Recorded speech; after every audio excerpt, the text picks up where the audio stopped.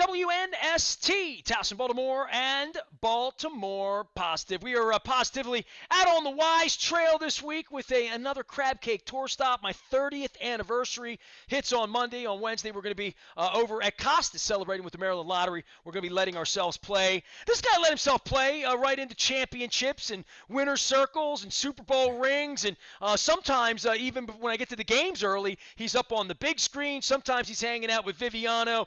Dude, I got fun for you. It's been a little while since we got together, man. You had the hair growing. You haven't had the long hair when I had the short hair. Now I got the long hair back. Tell me how it's going to change when I cut my hair, Torrey Smith. Be honest with me. Listen, it just it's less. I feel like it's more of a headache heading to the barbershop and dealing with that. So parts of me wishes I kept my long hair. So enjoy it while you can. You still have the hairline, so you're good to go. It's always a great day when you can say that. Do you have some reticence? You're never going to grow it back? No, man. I'm at the point now. I'm telling you, as an adult, I've seen a lot of guys my age the hairline start to creep back. Not I don't this want to hairline. add Somebody any asked me extra if I was pressure. dyeing it yesterday. I'm like, come on, man. This is real here. So COVID hits. My hair was long and floppy already. I needed a haircut in March of 2020, and it got like out, and then it started to curl. My wife's like, well, "Why don't you keep it? See what happens?" And then 2 years later, this is what happened. So how long were you dreading? You took you years, right? Yeah, I had my hair. I remember twisting it up the first time, the spring of my senior year of high school, and so I ended up cutting it after my second season after we won the Super Bowl. So I had it for Six quite some time there. 6 years. All right, good Mhm. enough. Torrey Smith is here. You're letting yourself play here a little bit too, and I need to let everybody know. I had John Martin from the Maryland Lottery on.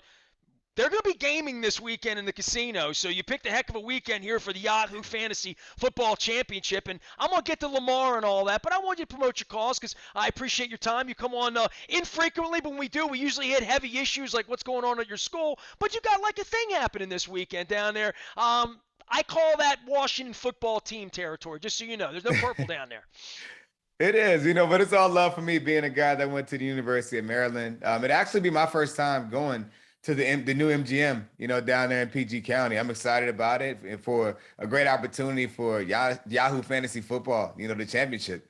Guys are going to be winning money. It's a big weekend in Maryland now that they're going to be able to gamble in general, but fantasy has always been a way for folks to compete and to have that opportunity to be there in person to watch it, and also for my foundation as well to compete with Vernon Davis. I'm excited about it. Fantasy is something that as a player, I'm not going to lie, I used to be like, why are people so attached to it?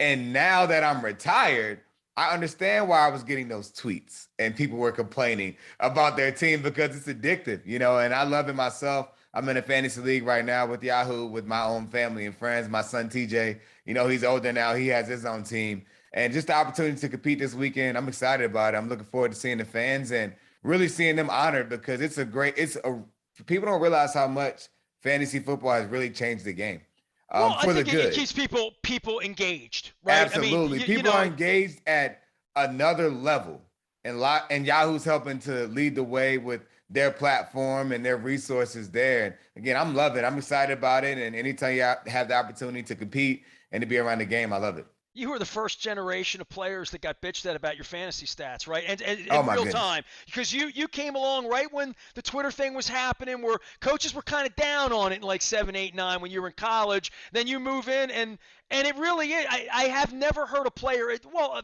a skill position player who's not held responsible, especially wide receivers, running backs, and quarterbacks, right? Oh, absolutely. I mean, listen, I remember bad games. You're frustrated from a loss, and you have fans complaining to you about, well, my fantasy team lost, or you have a great game, right? And you have a great game, the team loses, and people are like, hey, thanks for the win. And you're like confused, like, man, I want the real win. But from a player's perspective, I was a part of that era, and now it's the norm. So now you're used to it, you know how to handle it. And I still think it's great, especially being on the other side. I wish I would have embraced it a little bit more when I was playing because I didn't realize how much it was really helping the game. I mean, you have people who may not have even been interested in football who are interested in it now because of their fantasy teams. They know names, they know players, they know individuals, and it's really cool to grow the brand of football. And Yahoo's doing a great job taking care of business on their side. Torrey Smith joining us here on behalf of Yahoo. He'll be down in MGM this weekend. And last time I went to MGM to take my wife to see Bruno Mars. Man, he took my phone away, dude. He put my phone in a bag down there. It was crazy.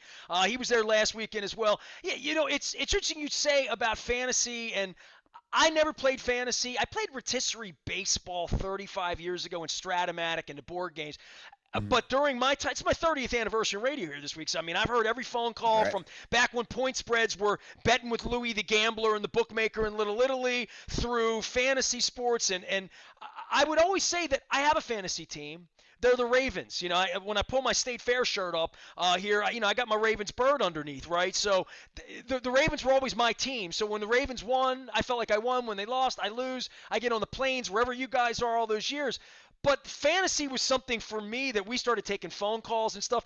I never felt like it was the greatest conversation on radio to say, who should I take on my fantasy team, But amongst people, marriages, families, it when I started seeing it on the scoreboards in the stadium in real time, where the scores up there weren't, who's winning the Oakland game or who's winning the Detroit game, here's the wide receiver, here's how many Torrey caught in San Francisco today.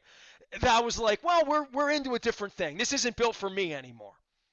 Man, I think it's a beautiful thing, like I said, for the game. And like people are embracing it at different levels. So people are even at the game and they have their phones. I know myself when I step out the house and if I'm not at the stadium doing anything media wise, I'm checking to see, hey, how's so and so doing? Right. I'm checking the scores too, but it's like, how is he doing? How many points does he have for my team? And why? Right. So now you're trying to figure out why did my guy have a great game? So like it's really getting people involved at a new level. And I think now it is a variant, like so you were part of the transition as well. You've been doing media for a long time. There was a point where people are like, why am I talking about this now? Fantasy has its own shows, has different media outlets, and everyone's all in on it. And so I think again, it's a great thing, a great opportunity for the fans as well. People are literally winning money now playing fantasy football. I mean, there's going to be over 200,000 given away at MGM this week. So I mean, that's real money. So for me as a player, it's like, hey, the fans have the opportunity to win while watching the players. I mean, no one loses in this situation. All right, well, Torrey's going to be down at MGM. The Ravens are going to be in Cleveland on Sunday afternoon. You've been following it all. I see you talking with Viv and amongst others. Where are you on where the team is right now? Because you've been on good teams, you've been on bad teams, you've been on teams that had injuries.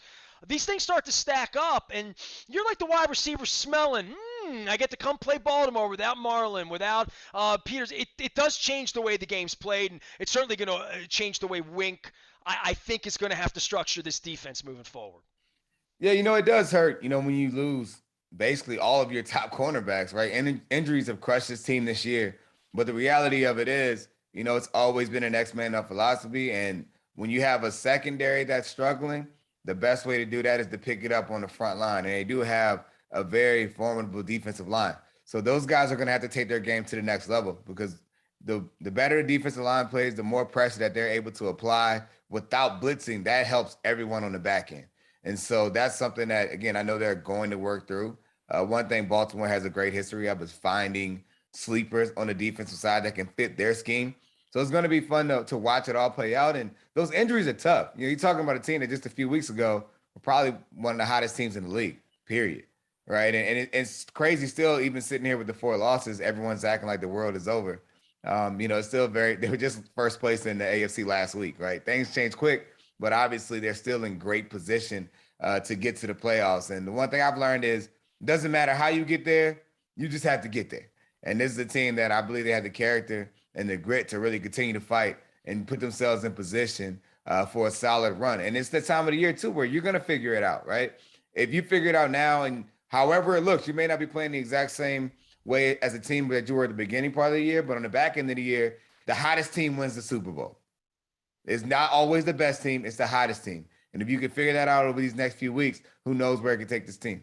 Well, for me, the thought about winning the Super Bowl, which is the only expectation here, it's not good enough to just be a playoff team or win a game next month, but I think the expectations change a little bit. But how Lamar's playing, how the offensive line is, how they're running the football right now, and just struggling week to week because I'm not a style point guy. If you win on a 66-yard field goal and the ball pops through, you win. But there is a point where you want to feel like the team's playing well, and Lamar is playing well, and the running game's going well. It does feel a little disjointed right now. The sacks, the turnovers, the struggle. I mean, and this is certainly been a season of struggle for them, despite the great results. And there's a lot of talk about John being Coach of the Year, but this has been a slog for them. Yeah, I mean, you talk about a team, first of all, an organization that there's no such thing as an ugly win. Right? Those style points, they don't matter. People here in Baltimore, I don't hear anyone talk about that 2000 team that won the Super Bowl saying, man, I wish they would have. Well, they won, right? It wasn't pretty. That defense was beating folks up and they won. That was the way they won. They figured it out, right?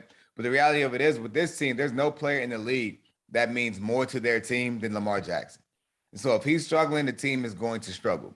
And so it's all, I think it puts more pressure on him to step it up, but he's the right guy for the job. When he's in his rhythm and he's playing well, this team is one of the best teams in the league. I mean, just a few weeks ago, Lamar Jackson alone had more offense in between, more total offense between him rushing and passing than over 15 teams in the league.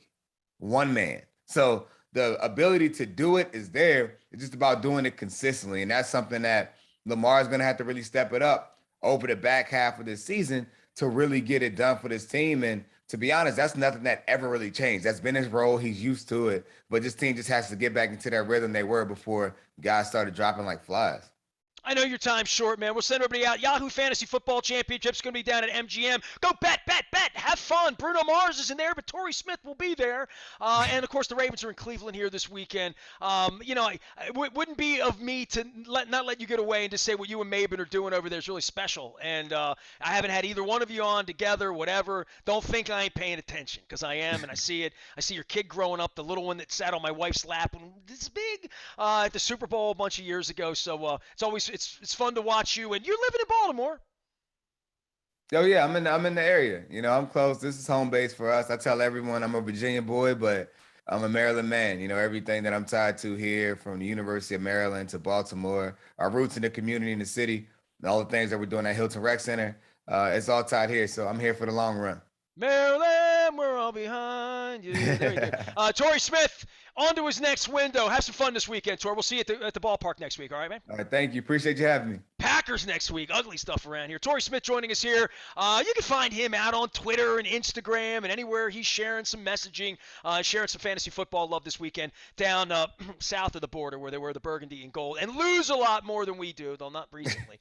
I am Nestor. We are WNST, Towson, Baltimore, celebrating 30 years of wise conversations here. We are BaltimorePositive.com.